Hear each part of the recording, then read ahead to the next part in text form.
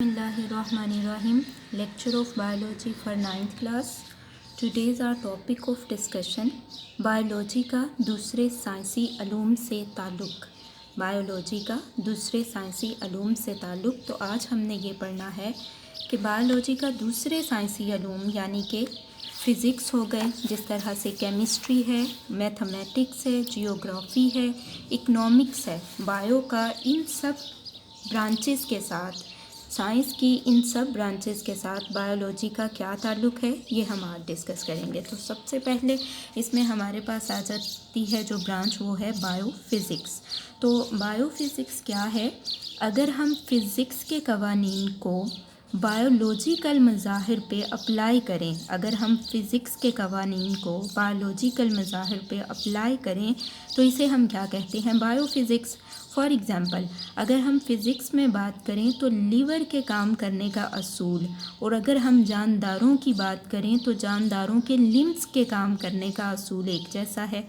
Physics में liver के काम करने का असूल, लीवर क्या है? लीवर को वेट वगैरह उठाने के लिए इस्तेमाल किया जाता है। फ़िज़िक्स में लीवर के काम करने का असूल और जानदारों में लिम्स के काम करने का असूल एक जैसा है। लिम्स क्या हैं? आर्म्स और लेग्स जो हैं, यानी बाजुओं को और टांगों को लिम्स का नाम दिया जाता है। नेक्स्ट हमारे पास है बायोकेमिस्ट्री। केमिस्ट्री में हम क्या चीज़ डिस्कस करते हैं? केमिस्ट्री में हम केमिकल रिएक्शंस को डिस्कस करते हैं, डिफरेंट कंपाउंड्स को डिस्कस करते हैं। अगर यही केमिकल रिएक्शंस हम लिविंग ऑर्गेनिज़म के अंदर डिस्कस कर रहे हैं तो उस ब्रांच को हम कहेंगे बायोकेमिस्ट्री। अगर केमिकल रिएक्शंस को हम लिविंग ऑर्गेनिज़म में स्टडी कर रहे हैं तो उसे हम कहेंगे बायोकेमिस्ट्री। जैसे कि फोटोसिंथेसिस को अगर हम देखें तो वो एक केमिकल रिएक्शन है। रेस्पिरेशन को अगर हम देखें तो वो भी एक केमिकल रिएक्शन है, लेकिन दोनों हो कहाँ पे रहे हैं? लिविंग ऑर्गेनिज़म में हो रहे हैं। तो ये हमारे पास किसकी एग्जाम्पल है? बायोकेमिस्ट्री की। नेक्स्ट हमारे पास है बायोमैथमेटिक्स। बायोमैथमेटिक्स या बायोमेट्री।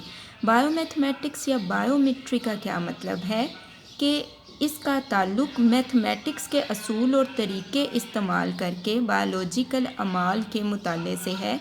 मिसाल के तौर पर तजर्बाती काम के बाद इकट्ठे होने वाले अदाद व शुमार के तज्ज़िया के लिए बायोलॉजिस्ट को मैथमेटिक्स के असूल इस्तेमाल करना पड़ते हैं।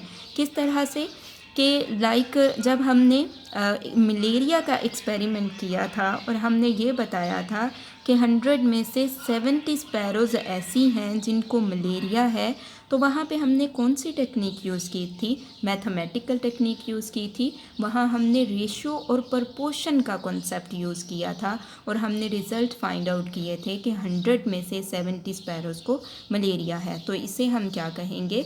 बायोमैथमेटिक्स या फिर बायोमेट्री। नेक्स्ट हमारे पास है बायोजियोग्राफ़ी। बायोजियोग्राफ़ी क्या है? बायोजियोग्राफ़ी में हम ज़मीन के मुख्तलिफ़ जोग्राफियाई हिस्सों में मौजूद जानदारों की स्पीशीज़ का मुतालिया करते हैं। ज़मीन के मुख्तलिफ़ जोग्राफियाई हिस्सों में मौजूद जानदारों की स्पीशीज़ का मुतालिया हम बायोजियोग्राफ़ी में करते हैं। नेक्स्ट हमारे पास है बायो इकोनॉमिक्स। अब बायो इकोनॉमिक्स क्या है? बायो मीन्स के लिविंग ऑर्गेनिज़म की स्टडी, और इकोनॉमिक्स क्या है? प्रॉफिट और लॉस को हम इकोनॉमिक्स कहते हैं। और अगर हम बायोलॉजी को इकोनॉमिकल पॉइंट ऑफ व्यू से देखें तो इसे हम बायो इकोनॉमिक्स कहेंगे। मिसाल के तौर पर बायो इकोनॉमिक्स के ज़रिए गंदम की फसल पर लगाए जाने वाले सरमाया और इसकी कीमत फ़रोख्त का हिसाब करके नुकसान या नफ़ा का तयन किया जा सकता है। यानी गंदम की फसल पर कितना सरमाया लगाया गया है और बाद में जो हमें कीमत फ़रोख्त मिलती है उसका हम हिसाब करके नुकसान और नफ़ा का तयन कर सकते हैं। तो ये हमारे पास ब्रांच बायो इकोनॉमिक्स है। अब यहाँ से जो क्वेश्चंस बनेंगे वो आप नोट करें। क्वेश्चन नंबर 1 है बायोफ़िज़िक्स की तारीफ़ करें। बायोफ़िज़िक्स की तारीफ़ करें। आंसर पेज नंबर 5 पे है। यहाँ से यहाँ तक ये आपके पास बायोफ़िज़िक्स की तारीफ़ है।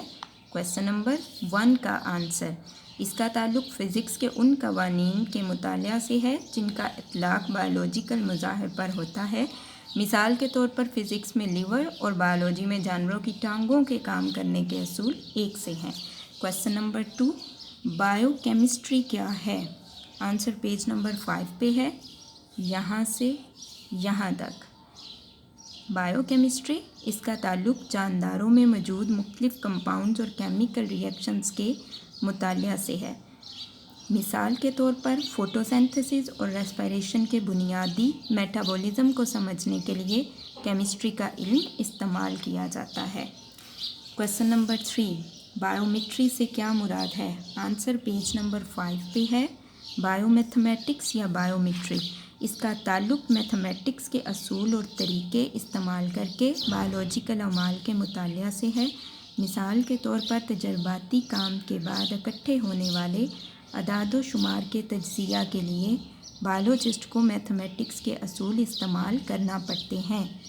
सो क्वेश्चन नंबर 3 का आंसर ये है। नेक्स्ट हमारे पास है क्वेश्चन नंबर 4, बायोजियोग्राफी और बायो इकोनॉमिक्स में फ़र्क करें। बायोजियोग्राफी और बायो इकोनॉमिक्स में फ़र्क करें। आंसर पेज नंबर 5 और 6 पे है। बायोजियोग्राफी की डेफिनेशन यहाँ से यहाँ तक है और बायो इकोनॉमिक्स की डेफिनेशन यहाँ से यहाँ तक है। तो डिफरेंस है, तो आप लाइन लगा के एक तरफ बायोजियोग्राफी और एक तरफ बायो इकोनॉमिक्स लिखेंगे। बायोजियोग्राफी क्या है? इसका ताल्लुक ज़मीन के मुख्तलिफ जोग्राफियाई हिस्सों में जानदारों की स्पीशीज़ की मौजूदगी और फैलाव के मुताले से है। बायोजियोग्राफी के ज़रिए मखसूस जोग्राफियाई इलाकों की खसूसियात के इल्म को इस्तेमाल करके वहाँ पाए जाने वाले जानदारों की खसूसियात का तयन किया जाता है। बायो इकोनॉमिक्स, इसका ताल्लुक माशी हवाला से जानदारों के मुताले से है। मिसाल के तौर पर बायो इकोनॉमिक्स के ज़रिए गंदम की फसल पर लगाए जाने वाले सरमाया और उसकी कीमत फ़रोख्त का हिसाब करके नुकसान या नफ़ा का तयन किया जा सकता है।